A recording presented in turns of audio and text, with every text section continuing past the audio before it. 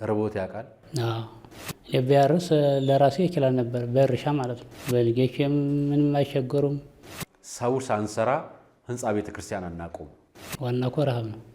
በረሃብ ተቸግረናል። በቃ ምንድነው የለም፣ ምንበላ የለም፣ ምንም የለም በቃ።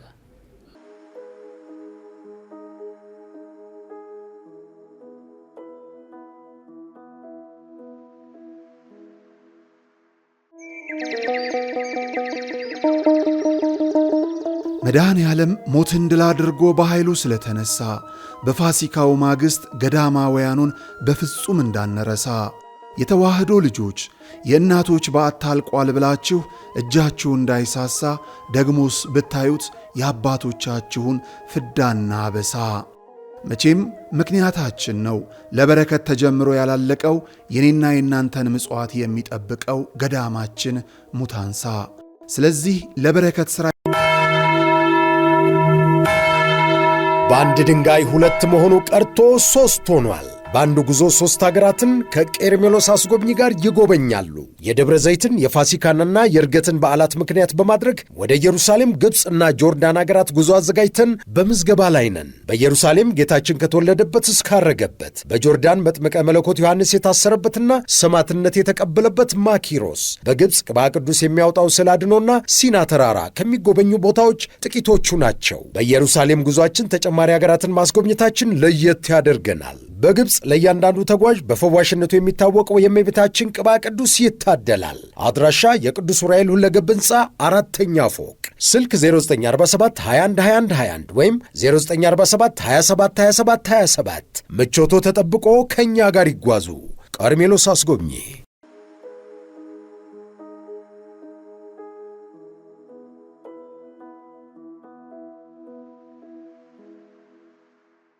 ሰላም ጤና ይስጥልኝ ውድ የቃል ቀር ሚዲያ ቤተሰቦቻችን እንደምናላችሁ በያላችሁበት ሰዓት አቆጣጠር እንዳላችሁበት ሁኔታ ሰላማችሁ በዝት ይበል ማለት ፈልጋለሁ። ወንድም እህቶቼ፣ ታላቅ ታናሾቼ እንደየክብራችሁና እንደየእድሜያችሁ መጠን ሁላችሁም ሰላማችሁ ይብዛ። ዛሬ አንድ እንግዳ ይዤላችሁ መጥቻለሁ። ሰሞኑ በማህበራዊ ሚዲያ መነጋገሪያ የሆኑት ከጀርመን አደባባይ ወደ ጋርመንት የሚኬደው ህንፃ ስር ተቀምጠው ከምእመናን ምጽዋት ሲጠይቁ የነበሩት ካህን አባትና ህፃን ልጃቸው ጋር ዛሬ ተገናኝተናል። እሳቸውን መረጃ አቅርቤላችሁ ይህንም ለላካችሁልኝ ወንድሞችና እህቶች እጅግ በጣም እናመሰግናለን። እሳቸው የወጡበት የገቡበት ፈተና፣ ችግራቸው ከየት እንደጀመረ፣ አሁን ያሉበት ሁኔታ ምን ያህል መከራ ውስጥ እንዳሉ ደግሞ አብረን የምናናግራቸው ይሆናል። አብራችሁኝ እንድትቆዩ ጋብዛችኋለሁ። በቅድሚያ ወደ አባታችን ወስዳችሁና ስማቸውን አስተዋውቄ ወደ ፕሮግራማችን እንገባለን። አብራችሁ እንድትቆዩ ጋብዛለሁ። እንኳን ደህና መጡ አባታችን። ስሞትን ማን ልበል? ቄስ ገብረመድህን ነው የሚባል። ቄስ ገብረመድህን። የልጆ ስም ማን ይኸኛው ልጅ? ያሬድ። ከእሱ ጋር ሆነው አንድ ህንፃ ስር ቁጭ ብለው ማታ ላይ ሲለምኑ ነበር የታዩት። የእሱ ምስል ነው አይደለም? አዎ። እሺ። እዛ ቦታ ላይ እንዴት ተገኙ? መጀመሪያ ከየት ነው የመጡት? የአዲስ አበባ ነዋሪ ነዎት ወይ? እኔ የመጣሁት ከመቀሌ ነው የመጣሁት። ከመቀሌ? አዎ። ጎዳና ላይ ያዩት እየለመኑ ነበር የሚታየው። ፎቶ ያው እዚህ ጋር አለ። ያውቃለሁ። እኔ ቁጭ ብለህ መቀመጥ ብር መለመን ነው እንጂ ፎቶ የሚያነሳ ምንም ያውቃም ነገር የለም። ዝም ብዬ ነው ቁጭ ብቻ ነው ያውቀው፣ ሌላ የለም።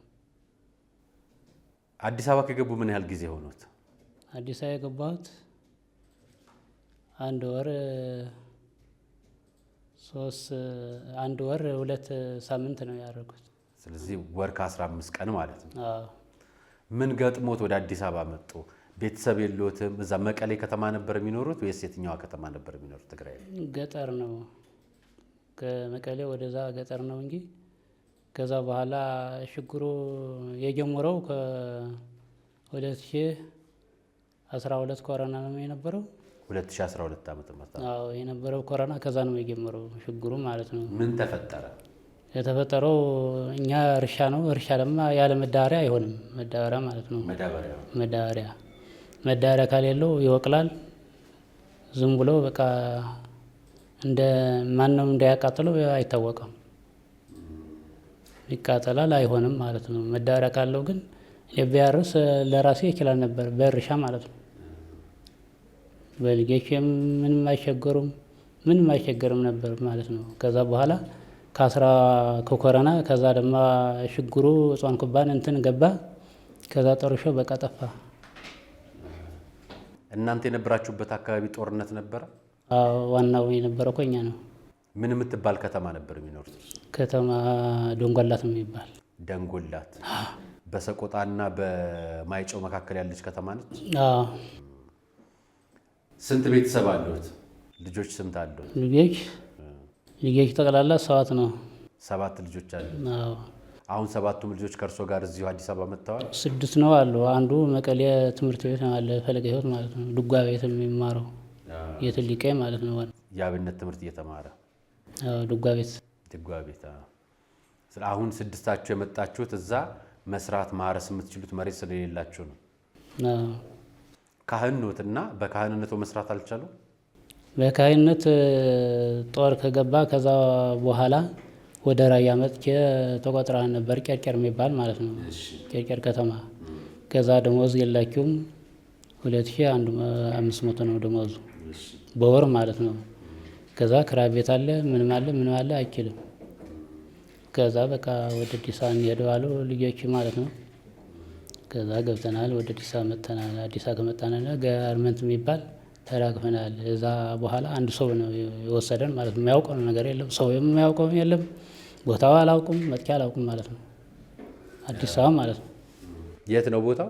እዚህ ጋርመንት ጋር ይዘውት መጣ። አሁን ከ6 ልጆችና ከባለቤቱ ጋር ነው የመጡት? አንድ ላይ ነው የመጣነው። በምንድን ነው የሚተዳደሩት? በቃ ሌላ ስራ መስራት አልቻሉ?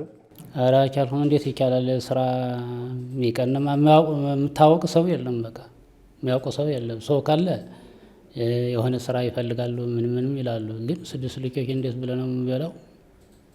በዚህ ተጨናንቀ ወደ ጥርጋ ነው ወጥተህ በቃ ቁጭ አሉት። ባለቤቱ ነፍሰ ጡር እንደሆነች ነግረውኛል። አሁን እርሷም ከእርሶ ጋር ነው ያለችው? አለ ከልጆች ጋር ከኔ ነው። የት ነው የምትሄደው? እና አሁን በልመና ላይ ያስተዳድሯቸው ነው የመጡት? ያስበው የመጡት ወስነው? ኧረ በልመና እንዴት ብለህ ነው? የፊት ሰው እያየህ አስቸጋሪ ነው። በቃ በግድ ነው በቃ የጀመርኩት በግድ ነው። አማራጭ አጥቼ ነው እንጂ በግዴ በቃ ወደ ጥርጋ ወጥቼ እሳ ድማ ብትሰራው አትችልም። በቃ ከወጣት ቁጭ ብትብል እንደኛ ማለት ነው አትችልም። ዝም ብላ በቃ መተኛት ነው እንጂ ቁጭ ማለት አትችልም ማለት ነው። ትንሽ 5 ደቂቃ 10 ደቂቃ ብትቆይ ቁጭ ብላ ማለት ነው አትችልም። ልጆቹ እድሜያቸው ስንት ነው? እድሜያቸው አንዱ የመቀሌ ያለው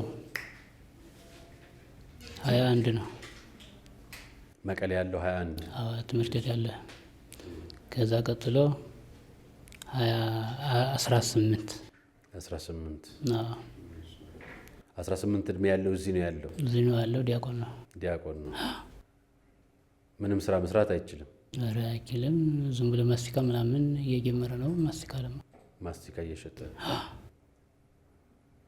አሁን ክህነት ቢያገኙ ቢቀጠሩ ቤተሰቦትን ማስተዳደር ይችላሉ? ደህና ከሆነ ይችላሉ። ስንት ብር ነው የተከራዩት ቤቱን? 4,000 በ4,000 ብር ቤት ይገኛል አሁን? ምን ቤቱ አሁን አለ እኮ አንድ ሰው ነው የከፈለው። እኛ ያልከፈልኩም ያለፈው ወር ማለት ነው። ዝም ብላ አንድ ሰው ነው የከፈለው። 4,000 ሰው ነው የከፈለው? ሰው ነው የከፈለው። የሚያውቁት ሰው ነው? ኧረ አላውቁም። ዝም ብሎ በቃ ልጆች እያየ ነው በቃ ዝም ብሎ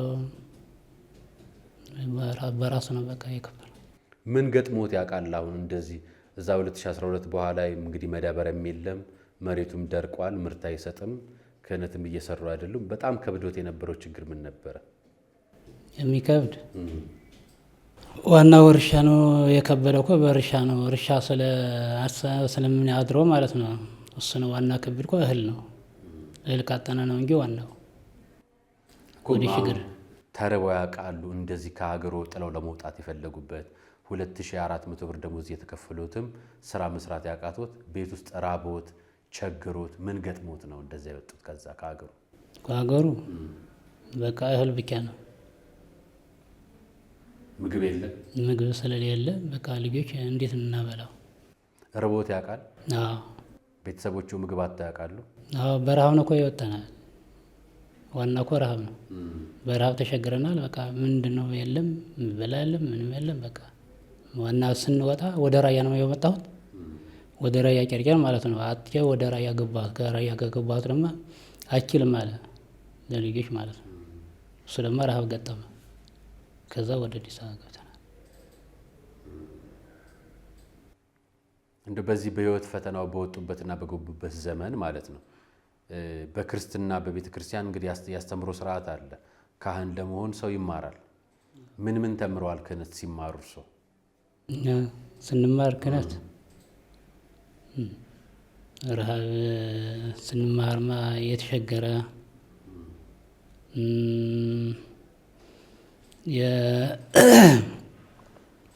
የተራበ የሚያበላው፣ የተጠማ የሚያጣጣው፣ የታረቀ ያሉ ሰው የሚል መጽሐፍ አለ። ቅዳሴ ማለት ነው። ቅዳሴ ተምረዋል። አዎ ዳዊት ተምረዋል። አዎ እነሱን ጨርሰዋል። አዎ ጨርሰናል። ቅኔም ተምረዋል። ስለዚህ አሁን እርሶ ሰዎች ስራ አግኝተው ቢቀጥሮት ወይ ደግሞ ደውለው ቢቀጥሮት ለመቀጠርና ለመስራት ፈቃደኛ ኖት? አዎ ምን መስራት ይችላሉ? እኛ የሚሰራው ቅዳሴ፣ ከቅዳሴ ውጭ ምንም አይችልም። ሌላማ እርሻ ነው የምችለው።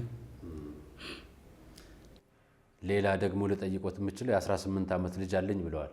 ሌሎቹ እድሜያቸው ስንት ነው? ከዛ በታች ማለት ነው። እነሱ አንዱ 15 ነው 14 ነው። አንዱ ወንድ ነው ማለት ነው። ከዛ ቀጥሎ ደግሞ ሴት ነው።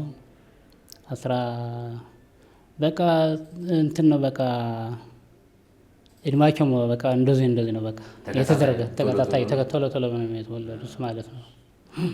ለእሷ አማርኛ ይቸግሮታል፣ በደንብ አይችሉም አማርኛ።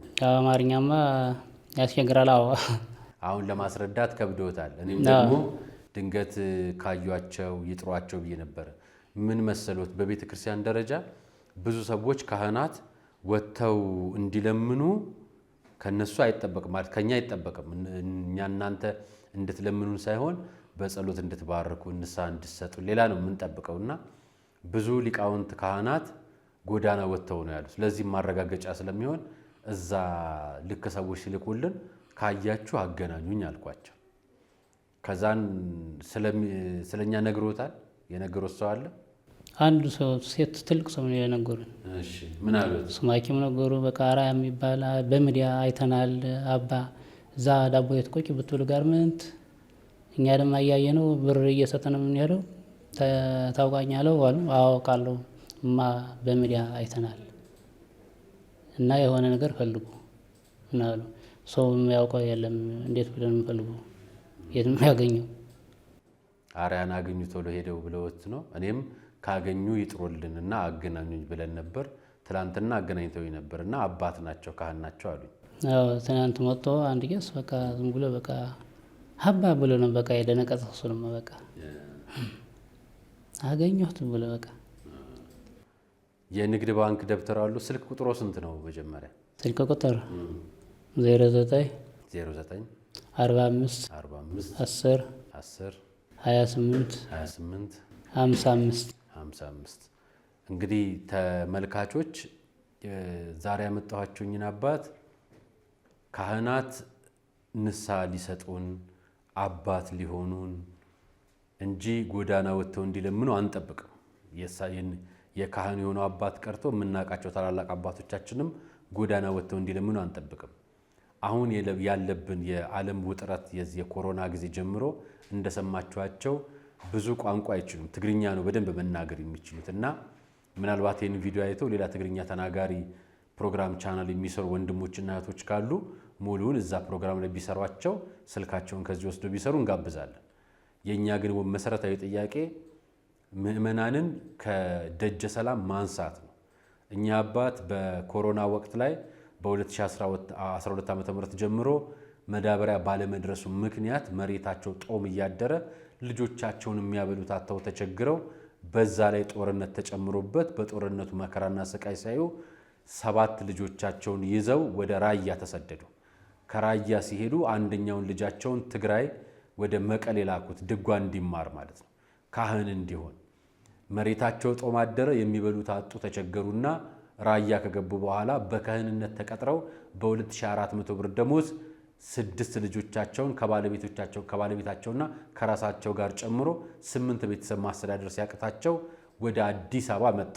አዲስ አበባ እንደመጡ ይዟቸው የመጣው ግለሰብ ከተማውን ካስተዋወቃቸው በኋላ የ1 ወር የቤት ክራይ ከፍሎላቸው ጎዳና ከሚያድሩበት ጋርመንት አካባቢ የሚገኝ አብርሃ ስላሴ ቤተክርስቲያን አጠገብ ቤት ተከራዩ። በ4000 ብር ከፈሉላቸው። አሁን እየነገሩ እንዳለ ያው ከቀረጻ በፊትም ስለነገሩኝ ነው የምነግራቸው። እየነገሩኝ እንዳለው እዛው ቦታ ሆነው በቻሉት በእግራቸው ቅድም ያያችሁትን ልጃቸውን ይዘው ጋርመንትና ወደ ጀርመን አደባባይ አካባቢ ድረስ እየወጡ እጃቸውን መስቀል ከማሳለም በላይ እጃቸውን እየዘረጉ ምጽዋት መጠየቅ ጀመሩ። ባለቤታቸው የ6 ወር የ7 ወር ነፍሰ ጡር ነች። 2 ወር ወይ ከምናምን ቢቀራት ነው። ስለዚህ አሁን እንደገና 7ኛ ልጅ እየመጣ ነው። የ18 ዓመት ዲያቆን ልጃቸው ክህነት መስራት አቅቶት ማስቲካ እየቸረቸረ ነው። ቤተ ክርስቲያናችን በግራም በቀኝም በየትኛው ማቅጣጫ ያለባትን አበሳ እንድታዩት ፈልጌ ነው ያመጣውላችሁ። እኚህን አባት ማገዝ የምትፈልጉ ከሆነ በቀጥታ በራሳቸው ስልክ ቁጥር ደውሉላቸው። የራሳቸውን ስልክ ቁጥር ከስርም ለጥፌላችኋለሁ። እንዲሁም በተጨማሪ ንግድ ባንክ አካውንት ይዘዋል። ይዛችሁ ነው ብያቸው ነው። በነገራችን ላይ ይዘዋል። አካውንት ቁጥራቸው ልንገራችሁ፣ እዚህም ከስር እንለጥፈዋለን። 1069 48 77 803 ልድገምላችሁ። 1069 48 77 803 ቄስ ገብረ መድህን ኃይሉ ግዴ ይባላሉ። እኚህ አባት 6 ልጆቻቸውን ነፍሰ ጡር የሆኑ እናታቸውን ይዘው ጎዳና ወጥተዋል። እነሱን ማገዝ የምትፈልጉ በስልክ ቁጥራቸውም ደውላችሁ ህንፃ ቤተ ክርስቲያን በላይ ህንፃ ስላሴ ይበልጣል አይደል? ካህን ደግሞ የእግዚአብሔርን መሰረት የሚያስቀጥልልን መሰረት ነው አይደለም?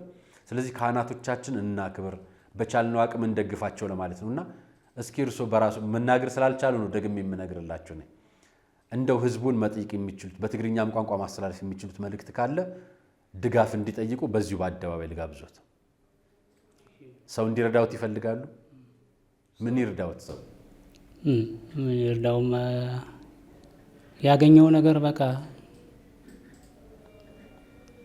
በብር ይሁን በቃ ባያገኘውም በጥራይ ባይሆን በቃ በሁሉም በቃ በተቻለው ነገር ማለት ነው።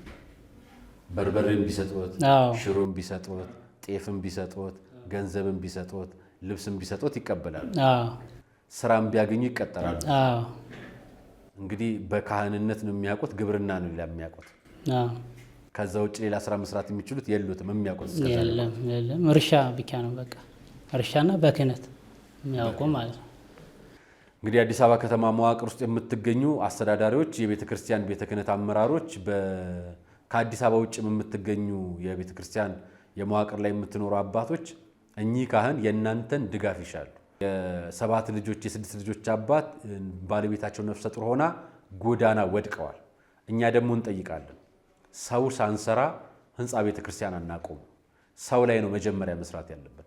ክርስቶስ የወረደው ለህንፃው አይደለም ለሰው ነው የወረደው እና ህንፃ ስላሴን መጀመሪያ ካከበርን ህንፃ ቤተ ክርስቲያኑን ከዛ በኋላ ምእመኑ ይሰራዋልና ቀድማችሁ እንዲህ አይነት ነገር ላይ እንድሰሩ እኛም የበኩላችን አድርገን እዚህ ድረስ ጋብዘን ጠርተናቸው አስመጥተናቸው የቻልነውን ያህል በአጋጣሚ ከሰዎች ያገኘነውን ነገር ለሳቸው ድጋፍ አድርገን የምንሸኛቸው ይሆናል።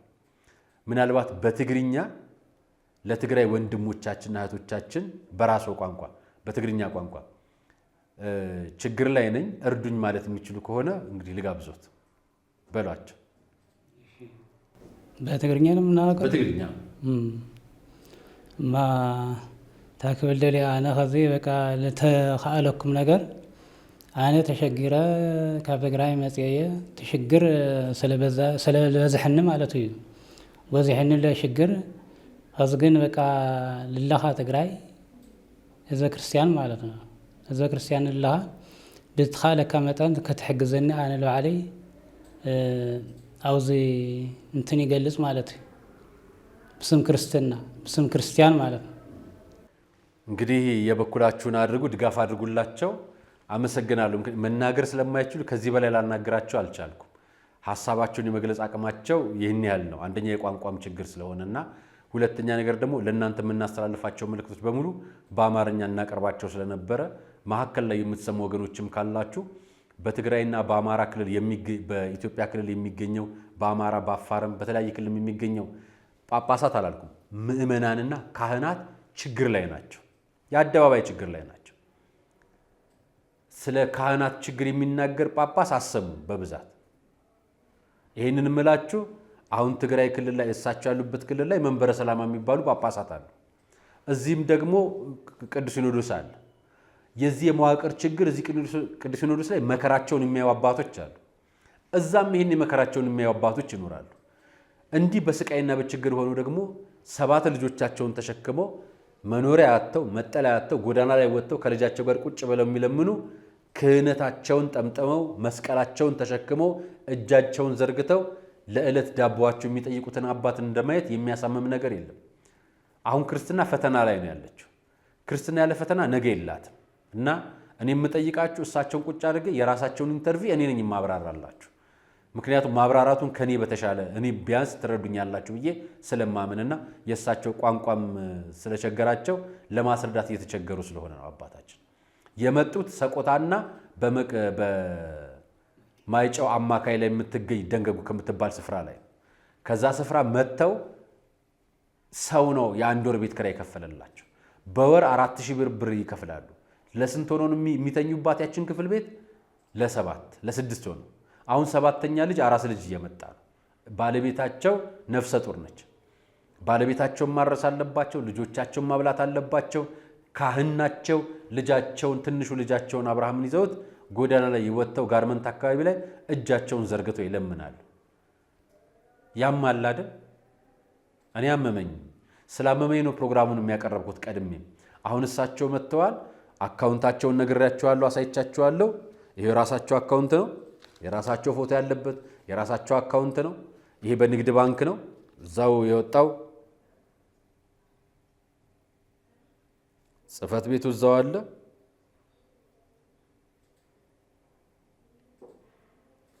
በራሳቸው አካውንት ስልክ ቁጥራቸውም 0945 10 28 55 አለ። በዚሁ ደውላችሁ በስልካቸው በአካውንታቸው አስገብታችሁ እኚህን አባት እንደግፋቸው። ቢያንስ የሚሰሩት ስራ እንዲኖራቸው ለማድረግ እንጠር። በጥበቃም ስራ በሌላም ስራ ቢያንስ መቅጠር የሚችሉ ቤተሰቦች ካሉ እንዲህኝን አባት እንጋብዝላችሁ። እናንተም ፈቃደኛ ሆናችሁ እኚህን አባት እናግዛለን የምትሉ ከሆነ በአካውንታቸው የቻላችሁትን ያህል ገቢ ድጋፍ እንድታደርጉላቸው በአክብሮት እንጠይቃቸዋለን። ልጆቻቸው ዲያቆን የሆነ ልጃቸው ማስቲካ እየሸጠ ነው አሁን አዲስ አበባ ውስጥ ያላቸው 6 ልጆች አሏቸው በህይወት ያሉ ማለት አድገው ያሉ ትልቅ ነው። 7ኛ ልጃቸው መቀሌ ላይ ድጓ እየተማረ ነው። አሁን 8ኛ ልጅ እየመጣላቸው ባለቤታቸው ነፍስ ጡር ነችና እንዴት ብዬ ላወራው ማለት ለኔ ከበደኝ አይደለም ይከብዳል አይደል? እና የባኩላችሁን ደግፉን ማለት ፈልጋለሁ። የዛሬው ቆይታችን ይህን ይመስል ነበር። አርያ መካሻ ነበር ፕሮግራሙን አዘጋጅቼ ያቀርብኩላችሁ። አባታችን አባ ገብረ መድኅንን የቻላችሁት እንድታግዙ አቀረብኩላችሁ። ሰናይ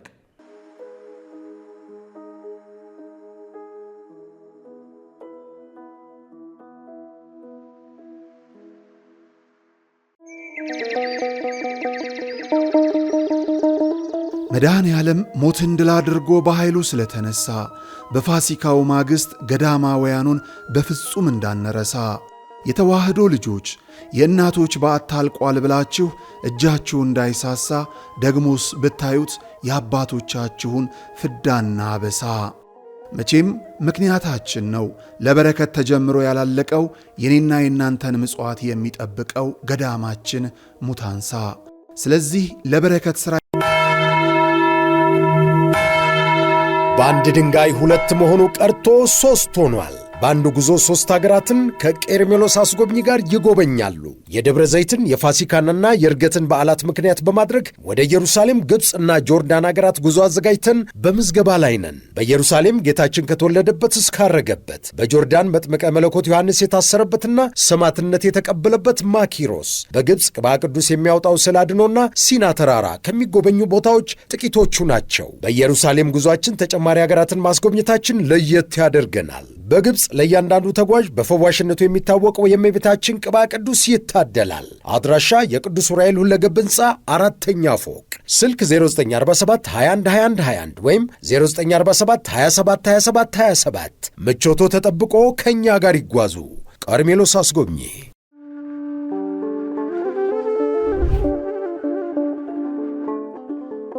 በዘመን ብዛት እርጅና ተጫጭኖት በሰው ማጣት መቅደሱ ለፈረሰው ጣጃ አቦአቡዬ ገብረ መንፈስ ቅዱስ ማን ነው ቀድሞ የሚደርሰው?